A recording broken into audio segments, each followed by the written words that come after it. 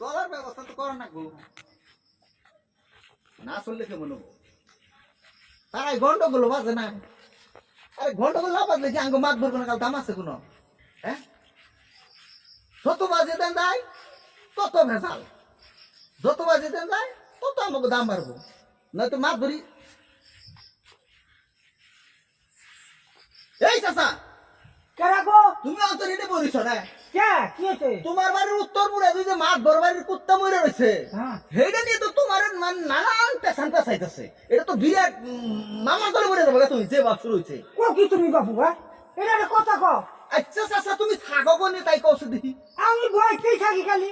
বাড়তে থাকো তাহলে এই যে মামলাটা, এই যে ভেজাল বাঁচতেছে, এটা নিয়ে তো তোমার বিরাট ক্ষতির মুখে মরে যাবে গা। কো কি তুমি? আমি জানি না কিছু না। কেরা মারলো, কেরা কি করলো, এটা তোমার তো আমি জানি না। ওইটা জানা জানে যাই দরকার সেটা তো পরে। অহন হইলো আমনের নামে যে বিরাট একটা কেস বাঁচতেছে, এটার কি উপায় করবেন সেই কথা কোন? কোছে এটা তুমি কেমন কথা কও বাবু? আমি কি জানি এইটা সম্বন্ধে? আচ্ছা, আপনি জানেন না জানেন সেটা পরে বোঝা যাবে। আপনি কি আর তিনি কোনো এই মামলা তিনি রক্ষা করতে নি তাই কোন? নয় কিন্তু বিরাট কেসে মরে যাবেন না। তাহলে এখন কি করণ যাইব বাবু কত? আমি তো ব্যবস্থা করা হারি, বুঝেনি তো? বুঝি তো, ভাঙ্গা খাও। ব্যাংকের মধ্যে বুঝুন না, কেন নাকবো? আছে না না?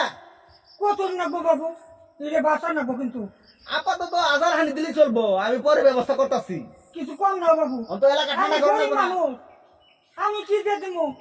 আমি জানি না কিছু না। থাক, আপনার সমস্যা দূর করুন। না, আমি এই সমস্যা বেতালে আর আপনার করে না, না, ভালো বুদ্ধি দিলে কারণ, কারণ। ভালোই নাই। কিছু কম নিবা না তাহলে? এটা আপাতত দেন দিই, আমি ব্যবস্থা করতেছি।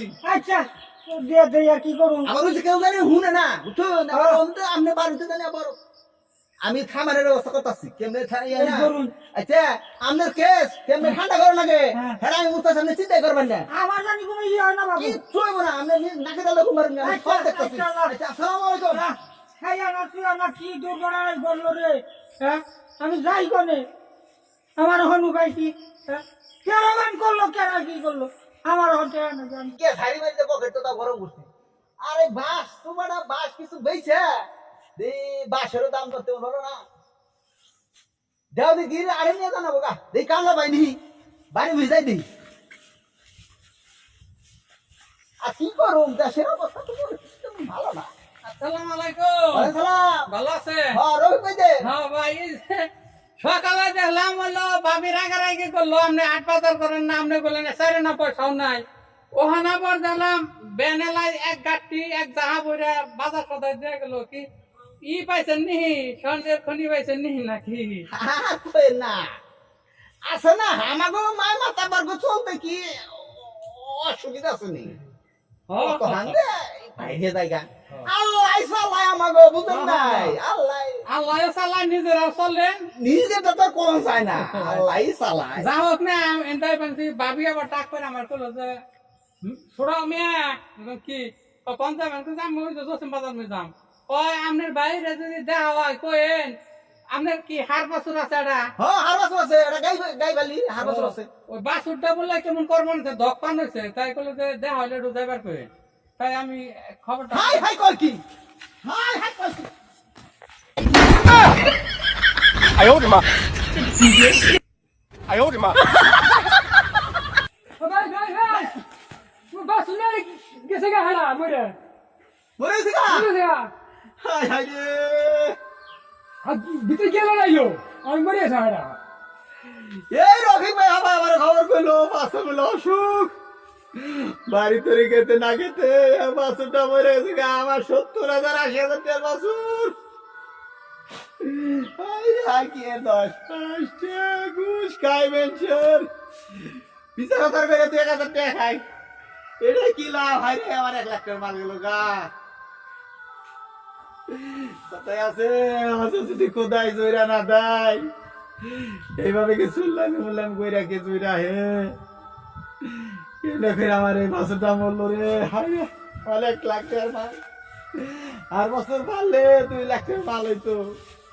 খুদাই কেমন করে নিয়ে গেল গো, হায় রে হায়।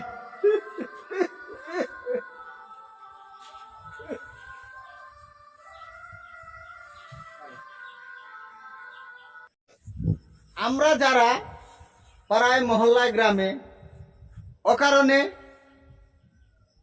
যারা সহজ সরল মানুষ বাস করে, তাদের থেকে অন্যায় বেবিচারে অর্থ আত্মসাৎ করি, এমনকি সমাজের অনেক মানুষকে হয়রানি করি।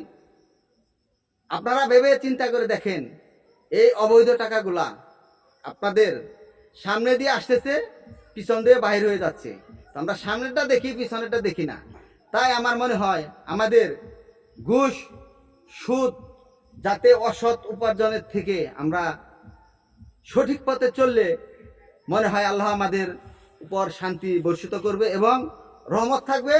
এতে পরিজন যারা আছে তাদেরও অসুখ বিসুখ সব থেকে আল্লাহ হেফাজত করবে। তাই আমাদের সবাইকে অসৎ উপাদান থেকে দূরে থাকাই ভালো। ধন্যবাদ সবাইকে।